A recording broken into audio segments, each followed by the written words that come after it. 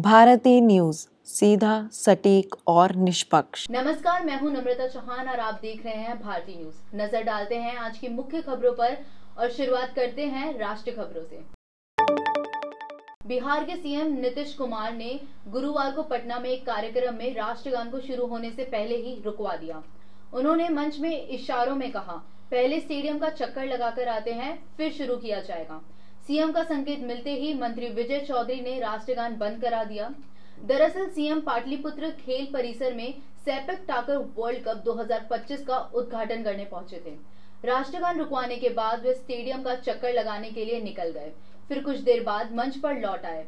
फिर से राष्ट्रगान शुरू हुआ। इस दौरान नीतीश हाथ हिलाकर लोगों को अभिवादन करते रहे। जब प्रधान सचिव दीपक कुमार ने यह देखा तो उन्होंने हाथ दिखाकर रोकना चाहा। उन्होंने सावधान मुद्रा में रहने का इशारा भी किया, लेकिन वे तब भी नहीं माने। पत्रकारों की तरफ देखकर प्रणाम करने लगे। कर्नाटक विधानसभा के बजट सत्र के दौरान सहकारिता मंत्री के.एन. राजन ने दावा किया है कि उन्होंने हनी ट्रैप में फंसाने की कोशिश की गई है।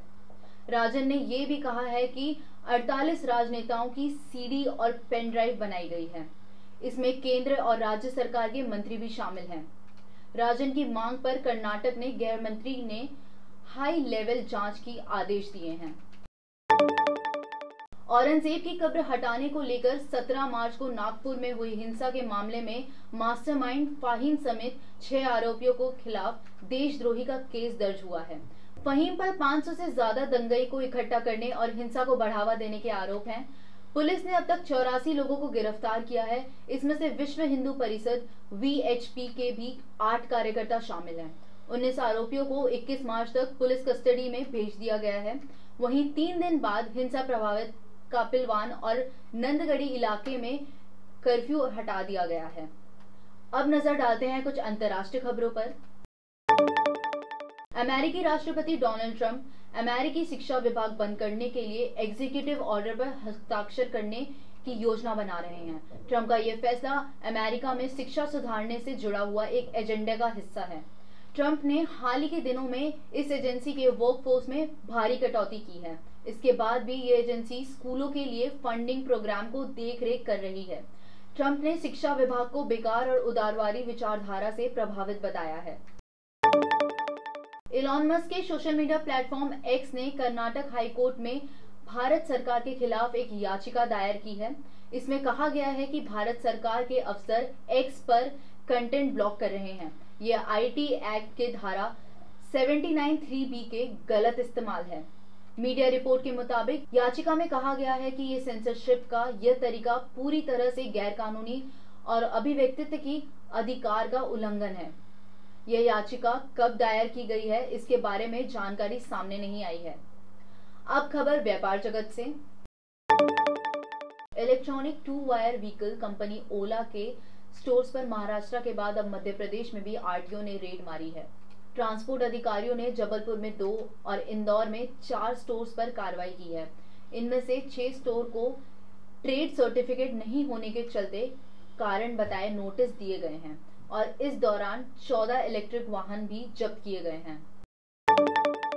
अडानी ग्रुप दुबई के रियल एस्टेट कंपनी इमार की भारतीय यूनिट को खरीदने जा रही है। डील $1.4 बिलियन करीब 12,084 करोड़ में हो सकती है। कंपनी अडानी ग्रुप की Anil state company Adani real estate business का हिस्सा बनेगी। अडानी रियल एस्टेट इस बिजनेस में $400 मिलियन करीब 3,453 करोड़ निवेश करेगी। दोनों पक्षों के बीच इस डील को लेकर बातचीत चल रही है। डील अगले महीने में फाइनल हो सकती है। ब्लूमबर्ग के सूत्रों के हवाले इस बात की जानकारी दी है। अब खबरें खेल जगत से। 22 मार्च से इंडियन प्रीमियर लीग IPL का 18वां सीजन शुरू हो रहा है। यह कई मायनों में अलग होगा। इस सीजन में प्लेयर्स को हर मुकाबले में फीस मिलेगी, जो नीलामी की राशि से अलग होगी। IPL इतिहास में पहली बार प्लेयर्स को सैलरी के अलावा मैच फीस मिलने जा रही है। BCCI क्रिकेटर्स को इंडियन प्रीमियर लीग यानी IPL के 17 साल के इतिहास में पहली बार मैच फीस देगी। भारत के साथ विदेशी प्लेयर्स को भी मैच में खेलने की फीस दी जाएगी। क्रिकेटर युवी चहल और धनश्री वर्मा की शादी के 4 साल बाद गुरुवार को तलाक हो गया है। मुंबई के फैमिली कोर्ट ने गुरुवार को इस पर मोहर लगा दी है। दोनों 2.5 साल से अलग रह रहे थे। इनकी शादी 11 दिसंबर 2020 को हुई थी। चहल के वकील नितिन कुमार गुप्ता ने बताया कि फैमिली कोर्ट ने दोनों पक्षों को संयुक्त याचिका स्वीकार कर ली है। अब दोनों पति पत्नी नहीं रहे। फैसला सुनाए जाने के दौरान चहल और धनश्री कोर्ट में मौजूद थे। बॉम्बे हाई कोर्ट ने एक दिन पहले ही चहल की याचिका पर फैमिली कोर्ट को 20 मार्च को फैसला सुनाने का आदेश दिया था। जस्टिस माधव जामदार की सीलिंग बीच ने कहा था कि चहल 21 मार्च से उपलब्ध नहीं होंगे क्योंकि उन्हें आईपीएल में हिस्सा लेना है। आज का बुलेटिन यही समाप्त होता है। देश दुनिया की बाकी खबरों के लिए देखते रहिए भारती न्यूज।